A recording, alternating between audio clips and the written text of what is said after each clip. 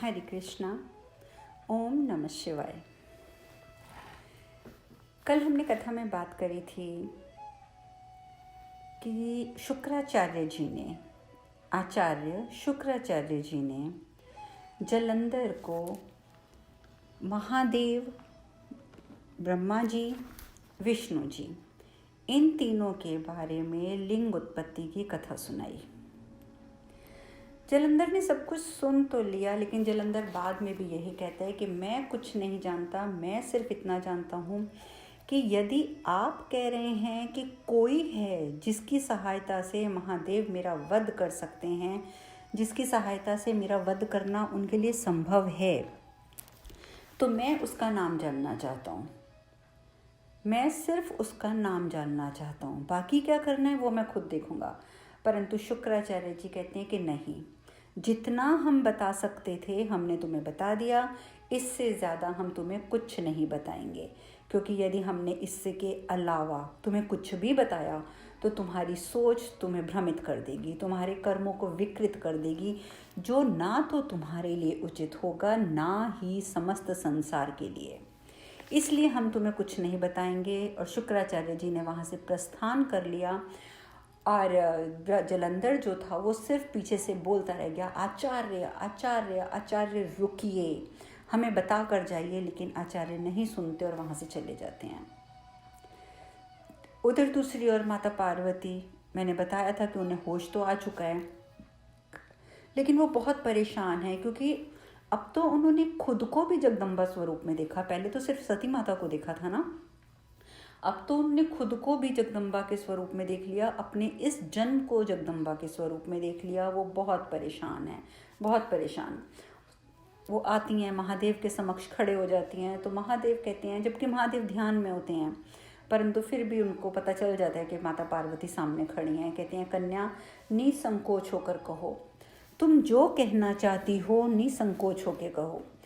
माता पार्वती कहती हैं, गुरुजी कुछ है, कुछ तो ऐसा है जिसे हमारे लिए आपको कहना अब बहुत आवश्यक हो चुका है, बहुत आवश्यक।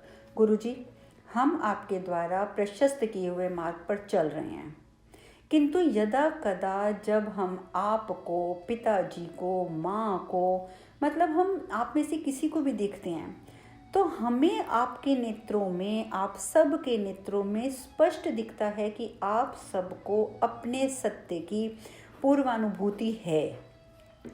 आप सबको पूर्वानुभूति है। आप सब जानते हैं कि आप लोग कौन हैं, आपका उद्देश्य क्या है। परंतु एक ही शरीर में दो व्यक्ति जब वास करते हैं, और वो भी दोनों एक दूसरे के विपरीत, एक दूसरे से अनभिज्ञ, अपरिचित, तो बहुत मुश्किल होता है उसे सहना। गुरुजी, बहुत मुश्किल होता है। कभी तो हम स्वयं को राजकुमारी के रूप में देखते हैं, तो कभी हमें ये लगता है कि राजकुमारी के रूप में हम सिर्फ अपनी जो खोज है उसी में लगे हुए हैं। हम अपने आप को ध्यान में मग्न करके सिर्फ स्वयं को खोजने में लगे हुए हैं, एक राजकुमारी होकर भी।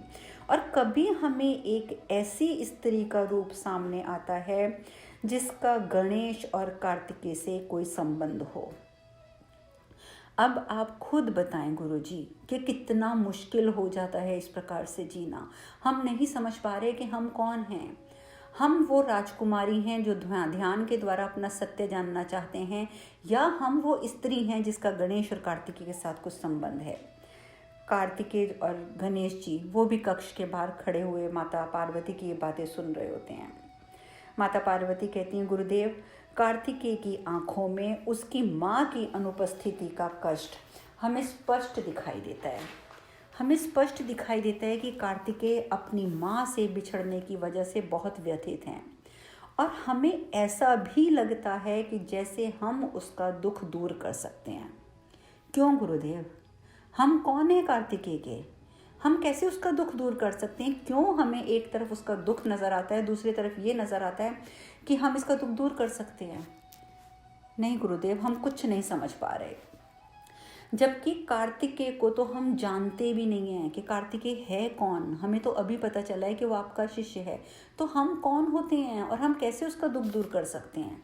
और गणेश, गणेश को हमने जब भी ध्यान में बैठते हैं तो एक बहुत ही अद्भुत रूप में देखा है, अद्भुत रूप में जिसकी हमने कभी कल्पना भी नहीं की। और आप सब तो समझ ही गए होंगे कि माता पार्वती को गणेश का जो स्वरूप नज़र आता है वो आता है असली गणेश जी का, यानी कि गज का शीश लगा हुआ। तो माता पार्वती कहती हैं हम नहीं समझ पाते कि गणेश हमें उस रूप में क्यों नज़र आते हैं, वो अद्भुत स्वरूप हमारे सामने बार बार बार बार क्यों आता है, क्यों गुरुदेव? गणेश का उस दूसरे स्वरूप से क्या संबंध है? और सिर्फ गणेश का संबंध नहीं, गणेश के उस दूसरे स्वरूप से हमारा भी क्या संबंध है?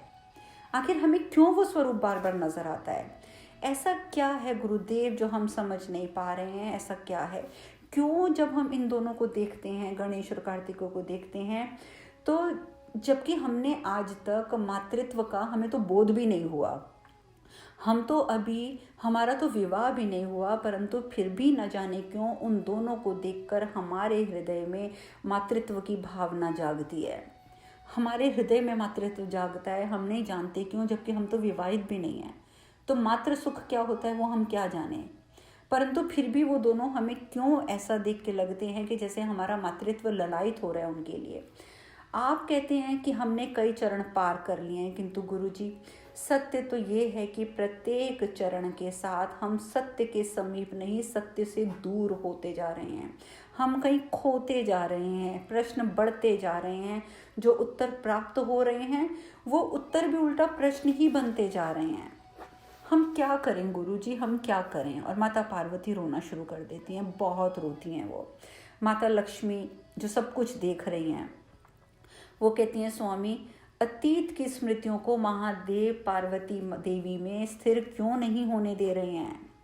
क्यों उन्हें स्थिर नहीं होने दे रहे हैं? अगर महादेव चाहें तो वो एक क्षण में स्मृतियों को स्थिर कर सकते हैं, वो क्यों स्थिर नहीं कर रहे हैं? भगवान विष्णु हमेशा की तरह मुस्कुराते हुए कहते हैं, देवी आपको अभी भी यही लगता है कि ये सब महादेव कर रहे हैं? क्या आपको अभी भी यही लगता है? आप ये भूल रही हैं देवी कि जो कुछ हो रहा है वो आदि शक्ति की लीला है।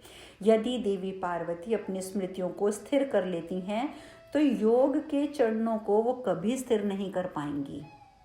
और उन्होंने हम सबको योग के सभी चरण सिखाने हैं, और अभी तो सिर्फ चतुर्थ चरण यानी कि प्राणायाम का चरण जो है वो पूर्ण हुआ है। माता पार्वती कहती हैं, ऊपर ये वार्तालाप तो मैंने आपको बताया कि लक्ष्मी जी और भगवान विष्णु में जो हो रहा है, उधर माता पार्वती कहती हैं, गुरुजी हमें क्षमा कर दीजिए, हमें क्षमा कर दीजिए यदि हमने कुछ भी अनुचित कहा हो, किंतु हम हमारी अपूर्णता से अब बहुत ज़्यादा परेशान हो रहे हैं। हमें ऐसे लगता है कि जैसे हम अपनी परछाई से ही पृथक हो गए हों, अपनी परछाई से भी पृथक। गुरुजी आप ये हमारी पीड़ा नहीं समझेंगे, आप हमारी पीड़ा अवश्य समझ पाते यदि आपको अपनी परछाई से पृथक होने की अनुभूति हुई होती। माता पार्वती ये बात कह तो देती हैं, महादेव मन ही मन में कहते हैं कि जब तुम्हें इस स्मृतिहीनता में अपनी परछाई से पृथक होने की इतनी पीड़ा है तो सोचो पार्वती, मुझ पर क्या बीत रही होगी, मुझ पर क्या बीत रही होगी, मैं कितना परेशान हो रहा हूँगा ये सब कुछ सोच सोच के। महादेव परंतु मुख से कुछ जवाब नहीं देते, वो सीधा बोलते हैं कि चलो कन्या तुम एक काम करो, आसन ग्रहण करो, आसन ग्रहण करो, आज मैं तुम्हें कुछ और सिखाऊंगा। माता पार्वती आसन ग्रहण कर लेती हैं।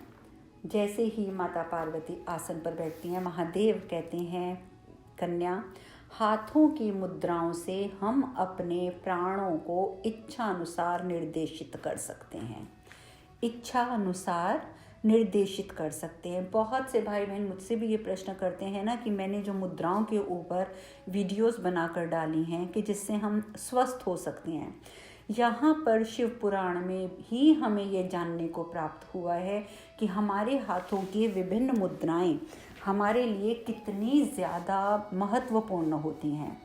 हम अपने हाथों की उंगलियों को, आप जानते हैं कि अंगूठा जो है वो हमारा अग्नि तत्व है, जब हम अपने अग्नि तत्व के साथ अपने विभिन्न तत्वों को जोड़ते हैं तो एक अजीब तरीके की जो संवेदना नहीं मैं कह सकती, ऐसा होता है कि जब हम अग्नि तत्व के साथ अपने किसी और तत्व को जोड़ते हैं तो उस समय उस तत्व के हिसाब से हमारी प्राणवायु निर्देशित हो जाती है। जैसे मैं आप लोगों को बताती हूँ कि यदि आप ज्ञान मुद्रा लगाते हैं, यानी कि अंगूठा और अपनी पहली उंगली को जोड़ते हैं, तो उससे क्या होता है कि आपकी प्राणवायु बढ़ती है। प्राणवायु आपकी बढ़ती है, आप में ऑक्सीजन की कभी कमी ना हो, वो सब चीज़ें पूर्ण हो जाती हैं। वहीं दूसरी ओर जब आप विपरीत ज्ञान मुद्रा लगाते हैं, यानी कि उंगली को आप नीचे मोड़ लेते हैं, उसके ऊपर अंगूठा रख लेते हैं, तो वो हमारे शरीर से फालतू की वायु को बाहर निकाल देती है, यानी कि हमारी एसिडिटी, गैस्ट्रिक, ये सब प्रॉब्लम्स ख़त्म हो जाती हैं। ठीक है, तो ये सब चीज़ मैंने आपको एक छोटा सा उदाहरण इसलिए दिया है कि हमें शिव पुराण से ही ये पता चला है कि विभिन्न प्रकार की मुद्राएं लगाने से हम अपने प्राणवायु को स्वयं निर्देशित कर सकते हैं। महादेव माता पार्वती को आज कुछ थोड़ी सी विभिन्न मुद्राएं लगवाएंगे, जिनके बारे में मैं आपको संक्षिप्त में बताऊंगी। महादेव कहते हैं, कन्या अब तुम छिन्न मुद्रा लगाओ।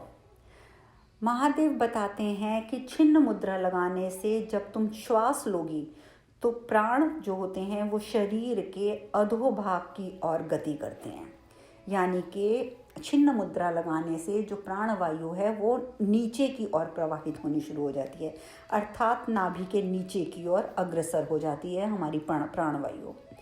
उसके बाद दूसरी मुद्रा वो लगाते हैं छिन्नमयी मुद्रा। महादेव कहते हैं कि ये वो मुद्रा है जिसको जब तुम लगाकर श्वास लोगी तो प्राण को नाभि के उदर भाग की ओर निर्देशित करोगी। उसके बाद वो लगवाते हैं आदि मुद्रा। महादेव कहते हैं कि आदि मुद्रा प्राण को उदर्भ भाग के ऊपर अर्थात मस्तिष्क की ओर प्रेषित करती है, यानी कि जब आप आदि मुद्रा लगाते हैं तो प्राणवायु जो है वो आपके मस्तिष्क की ओर जाती है। इसके बाद महादेव लगवाते हैं मेरुदंड मुद्रा। महादेव कहते हैं कि जब तुम मेरुदंड मुद्रा लगाकर श्वास लोगी तो तुम्हारी श्वास जो है वो तुम्हारी रीढ़ की हड्डी में प्रवाहित होगी, यानी कि तुम्हें ऐसा महसूस होगा कि प्राणवायु तुम्हारी रीढ़ की हड्डी में घूम रही है। और आप जानते हैं कि जब प्राणवायु रीढ़ की हड्डी में घूमती है तो उस समय अनगिनत बीमारियों का नाश हो जाता है।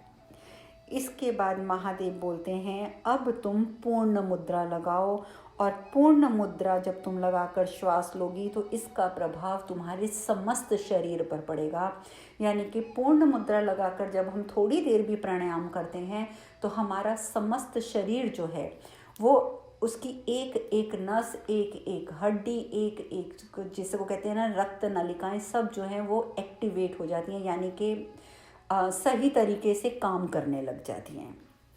इस प्रकार से महादेव माता पार्वती को विभिन्न मुद्राएं लगवाते हैं।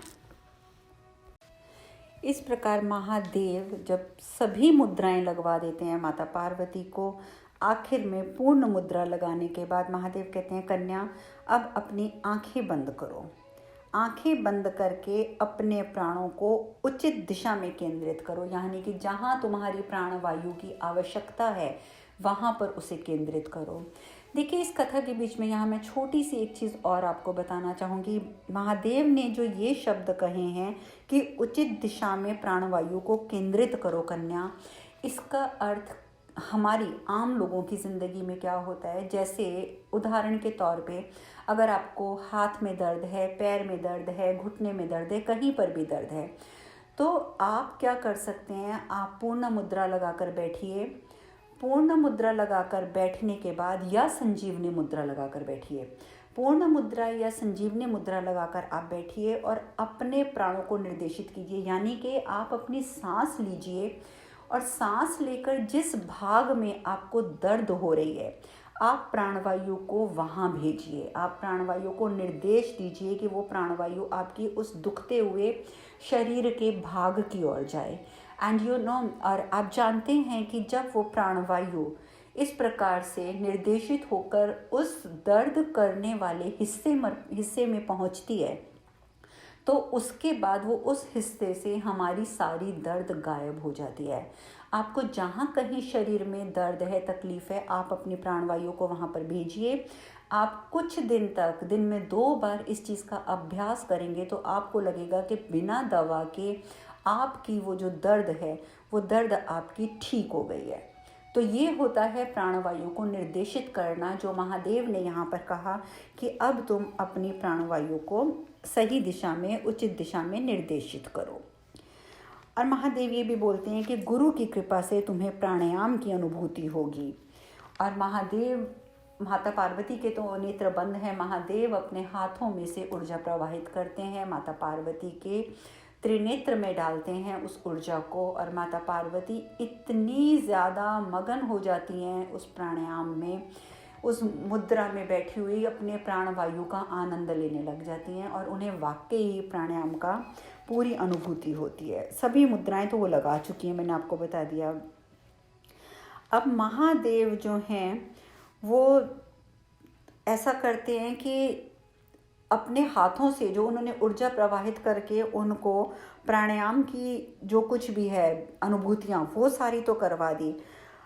अब महादेव चाहते हैं कि माता पार्वती अगले चरण के लिए अग्रसर हो जाएं, अगले चरण के लिए अग्रसर हो जाएं। देखिए, महादेव चाहते तो क्षण भर में उनकी बुद्धि को स्थिर कर सकते थे, उनकी जो स्मृति है उसको स्थिर कर सकते थे, वो सब कुछ तो हो सकता था, लेकिन उसका नतीजा क्या निकलता कि हमें ये पूर्ण विद्या सीखने को नहीं मिलती। जैसे कि अभी उन्होंने कहा, भगवान विष्णु ने कहा देवी पार्वती से, देवी लक्ष्मी से, कि यदि अपनी बुद्धि को स्थिर कर लेंगी, अपनी समस्त स्मृतियों को स्थिर कर लेंगी देवी पार्वती, तो हमें ये विद्या सीखने को कैसे मिलेगी। तो यही कारण है कि ना तो महादेव उनकी सहायता कर रहे हैं और ना ही माता पार्वती स्वयं अपनी शक्तियों का प्रयोग कर रही हैं। दोनों हमें ये सब चीज़ें सिखाना चाहते हैं और हमें भी सीखना चाहिए। उधर दूसरी ओर जलंधर जो है वो अकेला समुद्र तट की ओर घूम रहा होता है कि इंद्रदेव उससे मिलने आ जाते हैं। कमाल की बात देखिए इंद्रदेव की, कि महादेव ने उन्हें क्षमा नहीं किया तो वो जलंधर के पास पहुंच गए।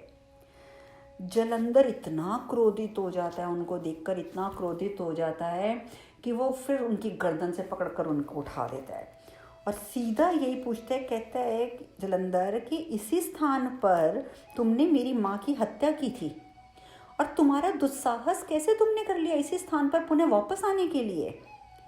कैसे हिम्मत हुई तुम्हारी यहाँ वापस आने के लिए? इंद्रदेव कहते हैं नहीं, देखिए मैं आपको सिर्फ एक बहुत महत्वपूर्ण बात बताने आया हूँ त्रिलोकाधिपति, एक बार मेरी बात सुन लीजिए। अगर मेरी बात सुनने के बाद आपको लगे कि मैं आपका समय व्यर्थ कर रहा हूँ तो फिर आप मुझे जो दंड चाहें वो दे देना और मैं उसे स्वीकार भी कर लूँगा, परंतु कृपया करके एक बार मेरी बात सुन लीजिए, एक बार। तो जलंधर कहता है कि नहीं, मुझे तुम्हारी कोई भी बात नहीं सुननी है, क्योंकि मैं जानता हूँ कि तुम जो कुछ कहोगे वो तुम गलत कहोगे, इसलिए मुझे तुमसे कोई बात नहीं सुननी। इंद्रदेव फिर उनसे विनती करते हैं, देखो मैंने कहा ना, अगर तुम्हें लगे कि मैं तुम्हारा समय व्यर्थ कर रहा हूँ तो मुझे दंड दे देना, पर एक बार मेरी बात सुन लो। देखो, देवराज बनना बहुत सरल है, मैं भी बन गया था, परंतु उस पद पर बने रहना बहुत कठिन होता है।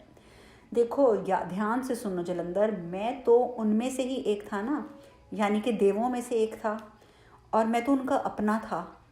मैं भी तो एक देव था, देवों में से एक था, उनका अपना था जब मैं इंद्र बना था।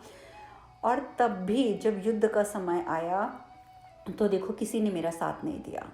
तुम जानते हो कि महादेव ने स्वयं मुझे देवराज नियुक्त किया था, स्वयं महादेव ने देवराज नियुक्त किया था, किंतु जब मैं आपसे युद्ध कर रहा था और मैंने महादेव से सहायता मांगी तो महादेव तो छोड़ो, मुझे तो ना ब्रह्मा जी ने ना विष्णु जी ने किसी ने भी सहायता नहीं करी।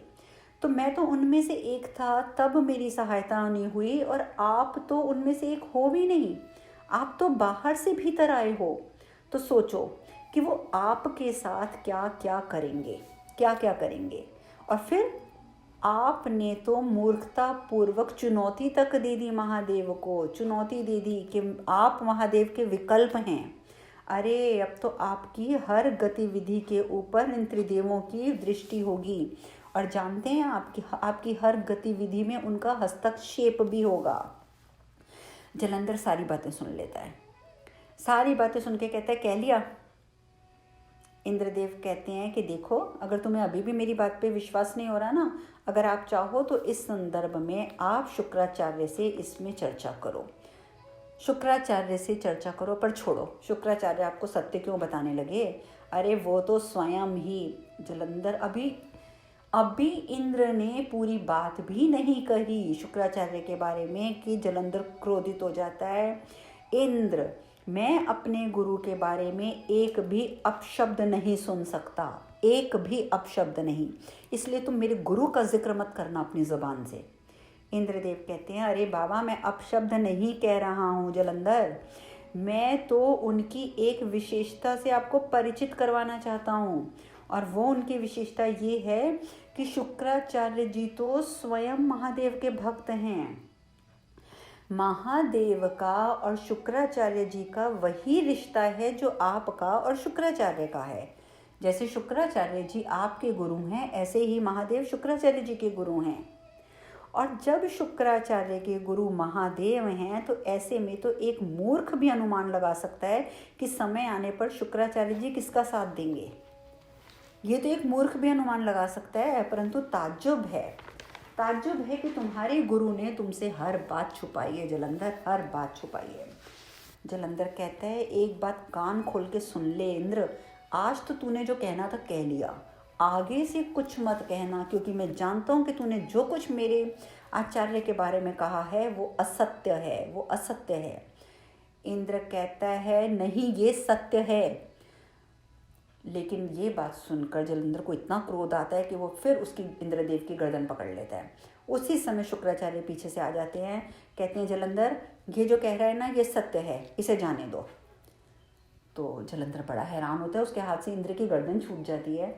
शुक्राचार्य कहते हैं हाँ जलंधर, ये सत्य है कि हम महादेव के भक्त हैं, वो हमारा आराध्य है, परंतु तुम इसे जाने दो, ये हमारी आज्ञा है, तुम्हारे गुरु की आज्ञा है। इंद्रदेव को तो जलंधर छोड़ देता है, इंद्रदेव वहाँ से प्रस्थान कर जाते हैं। और ये बात सुनने के बाद कि महादेव हमारे आराध्य हैं, हम उनके भक्त हैं, उन्हें बहुत बहुत बहुत ज़्यादा तकलीफ़ होती है, बहुत तकलीफ़ होती है जलंधर को। वो समझ नहीं पाता कि अपने आचार्य को वो क्या कहें। उसे ये नहीं लगता कि आचार्य जो हैं वो सचमुच महादेव के भक्त हैं। उसे ये लगता है जलंधर को कि आचार्य जो हैं वो इंद्र को पता नहीं क्यों बचाने के लिए इतना बड़ा असत्य कह रहे हैं उससे। वो इस तरीके से सोच रहा है, वो ये नहीं सोच रहा कि वो सच में भक्त हैं। लेकिन वो चुप हो जाता है, वो कुछ नहीं कहता, वहाँ से चला जाता है।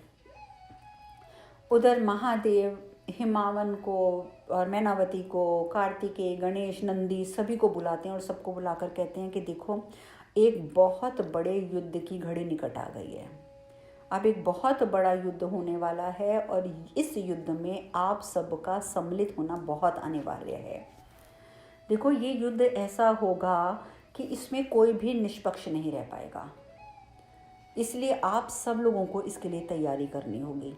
तो गणेश जी कहते हैं किंतु पिताजी, माँ की स्मृति तो अभी लौटी नहीं, और आपने तो, मुझे याद है आपने कहा था कि अब जो युद्ध होगा उसमें माता को अपना आदि शक्ति का रूप धारण करना होगा। तो जब माँ की स्मृतियाँ ही नहीं आई तो वो आदि शक्ति का रूप धारण करके कैसे युद्ध में भाग लेंगी? कब लौटेगी उनकी स्मृतियाँ? महादेव कहते हैं शीघ्र लौटेंगी पुत्र, शीघ्र लौटेंगी। उसके चारों चरण यानी कि यम, नियम, आसन, प्राणायाम ये पूर्ण हो चुके हैं। और ये चारों चरण जो थे ये बहिरंग थे, यानी कि ये जो 4 चरण होते हैं, इन चारों चरणों में हम अपने बाह्य शरीर को यानी कि अपने शरीर को ठीक करते हैं, अपने शरीर को तैयार करते हैं आगे की साधनाओं के लिए। ये जो 4 नियम हैं, यम, नियम और आसन और प्राणायाम, इससे हमारे शरीर को उस योग्य बनाया जाता है कि वो आगे की साधनाएं कर सकें। और इन चारों चरणों में निपुण हो जाना ये पार्वती के लिए एक अत्यंत उपलब्धि है, महत्वपूर्ण उपलब्धि है। क्योंकि जो व्यक्ति इन 4 चरणों को पूर्ण रूप से पार कर लेता है तो समझो कि आधी से ज़्यादा भक्ति की शक्ति तो उसमें आ ही गई। महादेव कहते हैं किंतु अब अंतरंग का समय आ गया है। अर्थात समाधि, धारणा और ध्यान। समाधि में आदि शक्ति अपने संपूर्ण रूप में लौटेंगी और इस 5वें चरण का आरंभ होगा प्रत्याहार से। अब माता पार्वती को, तुम्हारी माता को प्रत्याहार के लिए तैयार होना है, क्योंकि शांभवी महामुद्रा के पश्चात पार्वती को इन चरणों को पार करने में अधिक समय नहीं लगेगा, क्योंकि जब पार्वती ने शांभवी मुद्रा सिद्ध कर ली है तो शांभवी मुद्रा सिद्ध होते ही जो बाकी के चरण बचे हैं, 3 चरण, वो तीनों चरण बहुत जल्दी पार हो जाएंगे, क्योंकि 3 चरण नहीं 4 चरण बचे हैं, क्योंकि 4 चरण उन्होंने पार किए हैं, अष्टांग योग के 4 चरण अभी रहते हैं। और इस प्रकार से महादेव आश्वस्त करते हैं सबको कि पार्वती की स्मृति अब शीघ्र लौटेगी और हम सबको पार्वती की सहायता करनी है, किंतु स्मरण रहे, एक बात का सबको स्मरण रहे कि उसे किसी भी तथ्य से अवगत नहीं कराना है, किसी भी तथ्य से अवगत नहीं कराना है। वो अपने प्रश्नों का उत्तर स्वयं ढूंढेगी, आप लोग उसकी सहायता नहीं करेंगे। अब आगे की चर्चा हम कल करेंगे। आज हम कथा में यहीं विश्राम लेते हैं। हरे कृष्ण कृष्ण कृष्ण हरे हरे, हरे राम राम राम हरे हरे। आप सब खुश रहें, सुखी रहें, स्वस्थ रहें। हरे कृष्णा। ओम नमः शिवाय, ओम नमः शिवाय, ओम नमः शिवाय।